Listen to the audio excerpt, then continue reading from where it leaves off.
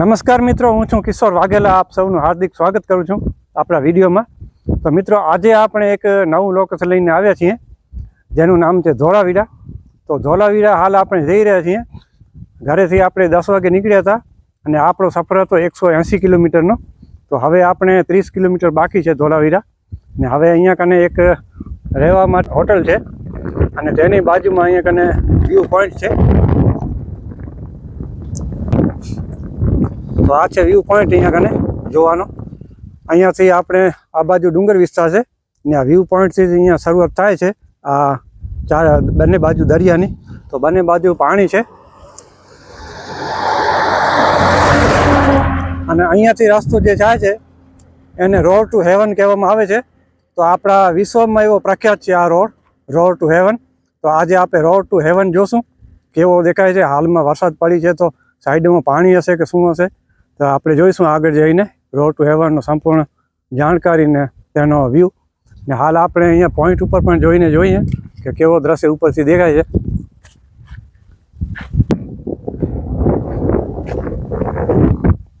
તો અહીંયા કને પાકો એવો સિમેન્ટનો મકાન જેવો જ વ્યૂ પોઈન્ટ બનાવેલ છે અને આ દાદરો છે તેના ઉપરથી આપણે ઉપર જઈ રહ્યા છીએ. હાલ મસ્ત મજાનું એવું છાપરું છાયણો અને આ છે વ્યૂ પોઈન્ટ.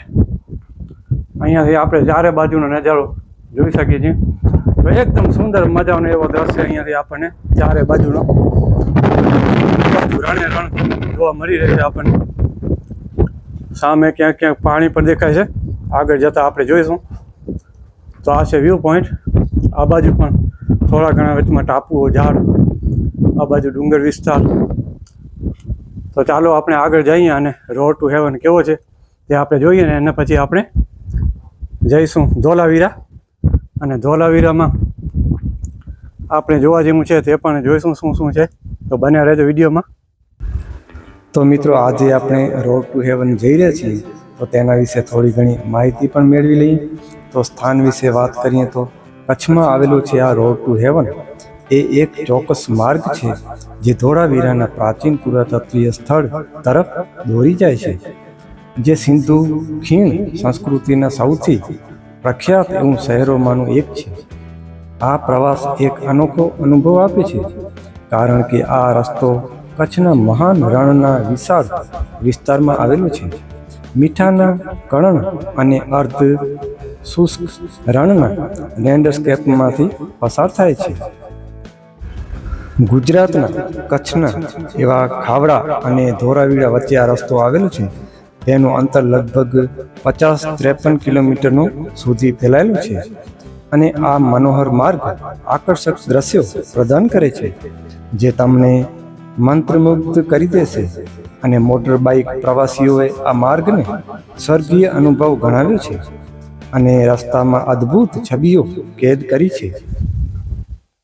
તો મિત્રો, હાલ આપણે રોડ ટુ હેવનમાં આપણો સફર ચાલુ છે ને થોડેક આગળ આપણે આવ્યા ને અહીંયા સુંદર મજાનો વ્યૂ છે તો આપણે તમારી સાથે શેર કરીએ છીએ. તો જોઈ શકો છો તમે, સરસ મજાનો એવો વ્યૂ પોઈન્ટ અહીંયા રોડ ટુ હેવન આપણે નજર પડી રહ્યો છે.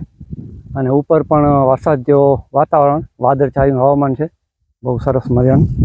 અને અહીંયા સામે આપણે જોઈએ તો જાણે આપણે સ્વર્ગમાં પહોંચી આવ્યા અહીંયા એવું દ્રશ્ય આપણને જોવા મળી રહ્યું છે. અહીંયા રોડની બંને બાજુ પાણી ભરી છે અને આ ક્યાં પાણી છે અને ક્યાં આકાશ છે તે આકાશ ને જમીનનો પાણીનો કાંઈ ખબર પડતી નથી. એકદમ એક જ થઈ ગયું છે. દૂર દૂર સુધી જોઈ શકો છો કે પાણી ને આકાશ કાંઈ ખબર નથી પડતી. બહુ સુંદર મજાનો દ્રશ્ય છે અહીંયા કને. રોડ ટુ હેવન આપણે વિડીયોમાં જોયો તો પહેલાં આપણે સમાચારોમાં કે બહુ જોવાલાયક છે ને આજે આપણે રૂબરૂ જોયો તો બહુ મજા આવી. ને હજી આપણે આગળ આનાથી પણ કેવા સુંદર દ્રશ્ય જોવા મળશે તો તે પણ જોઈશું. પરંતુ બહુ જોવાલાયક સ્થળ છે, બહુ મજા આવે એવો. સુંદર સફેદ રણની નજીક સ્થિત રોડ ટુ હેવન પ્રવાસીઓને કુદરતી પ્રકૃતિની શાંતિમાં ડૂબકી લગાવવાની અને મીઠાના મેદાનોના અનંત વિસ્તરણને જોઈને આશ્ચર્યચકિત થવાની એક અનોખી તક આપે છે. ગુજરાતના વારસા, કલા અને સંગીતની ઉજવણી કરતો આ સાંસ્કૃતિક ઉત્સવ પ્રખ્યાત રણ ઉત્સવ દરમિયાન આ વિસ્તાર જીવંત બને છે. તો મિત્રો આ જગ્યાએ આપણે કેમ પહોંચીએ તેના વિશે જાણકારી મેળવીએ તો આપણે રોડ ટુ હેવન ગુજરાત રાજ્યના મુખ્ય શહેરો જેમ કે રાજકોટ અને અમદાવાદ અને ગાંધીનગર આ બધા રસ્તા રોડ ટુ હેવન નેટવર્ક દ્વારા સારી રીતે જોડાયેલ છે. તમે ત્યાંથી અહીં આવી શકો છો.